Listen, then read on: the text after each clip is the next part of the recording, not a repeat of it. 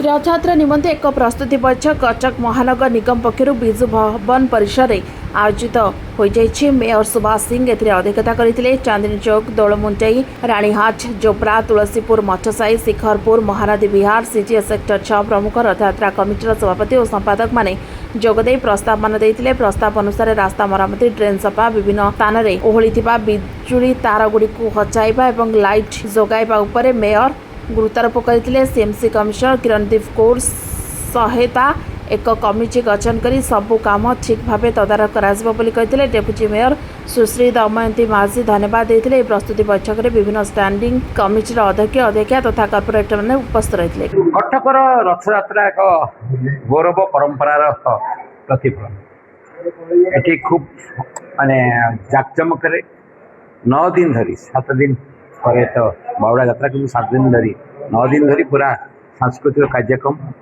बड़ धरण कार्यक्रम अनुष्ठित। दौलमुंडी ठू आरंभ कर चांदनी चौक ठू आरंभ कर महानदी बिहार कथा कह जाओ, जोगरा कह जाओ, मठसाई कथा कह जाओ, पिठापुर कथा कह जाओ एवं गोटे बड़ धरण रथयात्रा कटक अनुष्ठित हुए। से तार प्रस्तुति बैठक डक बेस किसी दायित्व भी आसे।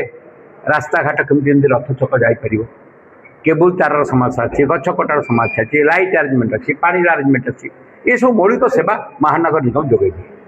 तेणु महानगर निगम 20 दिन आगु ये प्रस्तुति बैठक रखी रास्ता घाट को सजाड़ा आरंभ कर जो जहाँ समस्या अच्छी आम दूर कर सब अधिकारी मैंने उपस्थित अच्छा। इलेक्ट्रिकाल ठू आरंभ कर वाटको ठू आरंभ कर आप सब विभाग संपुक्त अच्छा।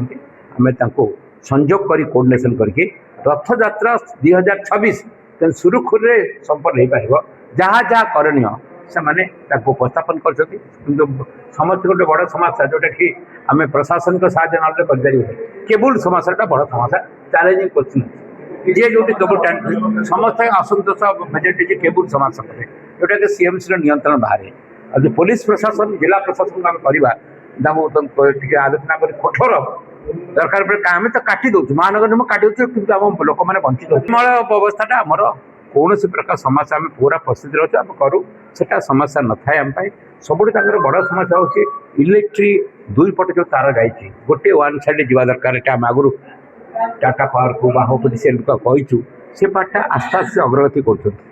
द्वितीय कथा हूँ केबुलिंग कटक जोरदार चलती केबुल माने इलेक्ट्रिक तल माटी तले जाऊँ ये जो योजना आमको बहुत सहायता कर भविष्य आउ ये संकट देखादेव ना जो खुंटी थी केबुल तले आसला।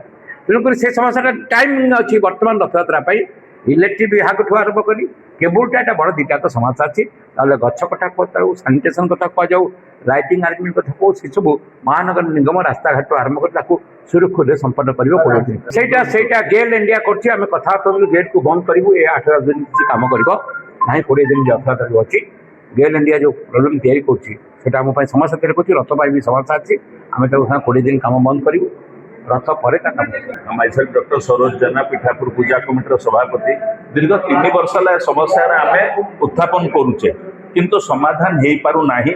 बहुत पूजा कमिटी आपड़ शुणिले इलेक्ट्रिकुटेड हो जापे गोटे घटना ठाकुर रथरे थे जब रथ पोड़ीज या बड़े बड़ दुख दुर्दशार अवस्था नहीं।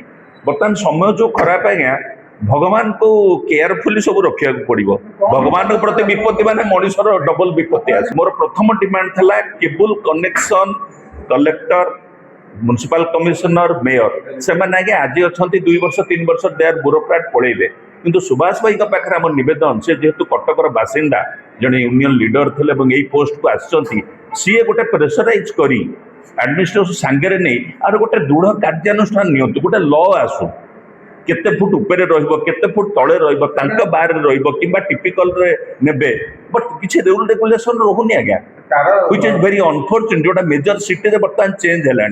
मुझे बेंगलोर रू आसिली पूरा एकदम neat and 3 years before Bangalore was horrible because वो प्रति प्राय जाऊँगी in seminar and all that. Number 2 है ये जो म्युनिसिपालिटी कर्तृपक्ष बर्तमान देखो रास्ता गैस लाइन खोली काली गोटे मिर्सापुर टिके बंचला आम 8 जन लोक आसी से टाटा एसी को उठेलु से मैंने खोलीदे पड़े बर्तमान 2 फुट गर्त काली सकाଳେ एवं जो रास्ता काम भी हम 4 दिन आगु ना कौटा दबुची कौन से एक्सीडेंट इज एन एक्सीडेंट एटा केबे जणई हेबनी किंतु आम जिते केयरफुल रहिबा ଏବଂ 3 ନମ୍ବର ହେଉଛି ଓଡ଼ିଶାର ଗର୍ବ ଗୌରବ ହେଲେ ମହାପ୍ରଭୁ ଜଗନ୍ନାଥ। ତାଙ୍କ ନବଦିନାତ୍ମକ ଯାତ୍ରାଟା ସୁରୁଖୁରୁରେ ହେବା ଦରକାର। କଟକ 1000 ବର୍ଷର ସହର, ଗଳିକନ୍ଦିର ସହର, ତେଣୁ ପୁରା 3ଟା ଡିପାର୍ଟମେଣ୍ଟ ଆ ଉପରେ କୋଅପରେସନ୍ ହେବା ଦରକାର। ଏବଂ ପୁଲିସ ଆଡମିନିଷ୍ଟ୍ରେସନକୁ ଧନ୍ୟବାଦ ଦେବି, ସେମାନେ ଆର୍ଥରକ ଆମକୁ ବହୁତ ସହଯୋଗ କରିଥିଲେ।